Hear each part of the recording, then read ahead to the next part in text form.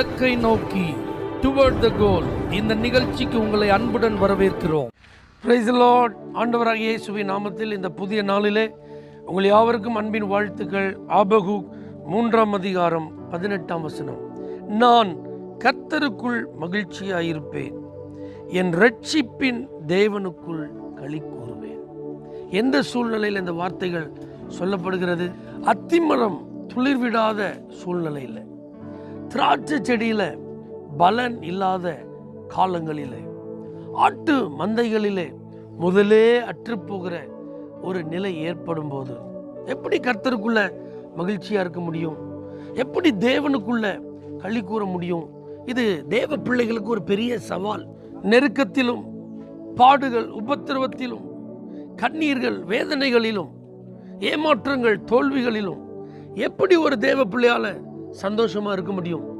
மனதில் எப்படி அதை மகிழ்ச்சியாய் ஏற்றுக்கொள்ள முடியும் என்கிற ஒரு பெரிய கேள்வி உலகமெங்கும் உள்ள எல்லா தேவ பிள்ளைகளுக்கும் இருக்கத்தான் செய்யுது.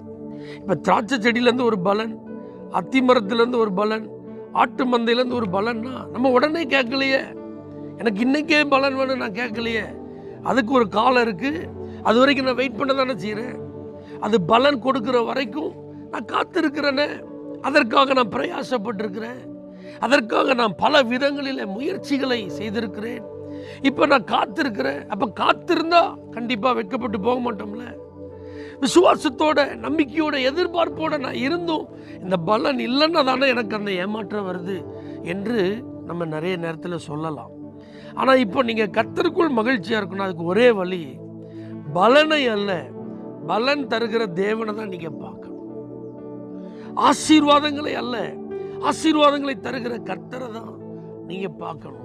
ஆண்டவர் நம்மிடத்தில் இந்த வார்த்தையின் மூலமாய் சொல்ல விரும்புகிற ஒரு காரியம் என்ன தெரியுமா? என் பிள்ளைகளே, என்ன பாருங்க, நான் தான் எல்லாவற்றையும் ஆளுகை செய்கிறவர், நான் தான் எல்லாவற்றையும் இயக்குகிற தேவன். பிரச்சனைகளை பார்க்காதீங்க, அதற்கு தீர்வை தருகிற என்ன பாருங்க. தேவைகளை பார்க்காதீங்க, அந்த தேவைகளை சந்திக்கிற என்ன பாருங்க. இன்னைக்கு இருக்கிற நிலைய நீங்க பார்க்காதீங்க, எதிர்காலத்தை கரத்தில் வைத்திருக்கிற என்ன பாருங்க. நான் ஜெபிக்கிறேனே பதில் இல்லை, பதிலை பார்க்காதீங்க, பதில் தருகிற என்னை பாருங்கள். இதான் தேவனுடைய காரியம். இன்னைக்கு ஆண்டவர் நமக்கு கற்றுத்தர விரும்புகிறது அதுதான். நீங்க கர்த்தரை பார்த்து பழகுங்க, அப்பதான் உங்களுக்கு மகிழ்ச்சி. அவர் உங்களை ஒரு நாளும் கைவிட மாட்டார், வெட்கப்படுத்த மாட்டார், ஏமாற்ற மாட்டார். நீங்க காத்திருக்கீங்களா?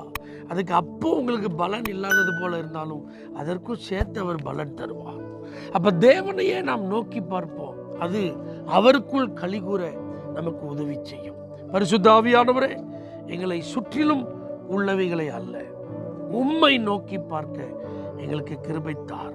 ஏன்னா பலன் தருகிறவர் நீரே, விளையச் செய்கிறவர் நீரே, பிரயாசங்களுக்கு தகுந்தபடி பலனளித்து ஆசீர்வதிக்கிறவர் நீரே. இதை புரிந்து கொண்டு எங்க கவனம் எல்லாம் உண்மையை நோக்கி பார்க்க உதவி செய்யும்.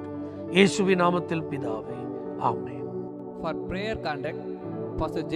Kumar, El Shaddai Ministries, 9500252586, Surandai.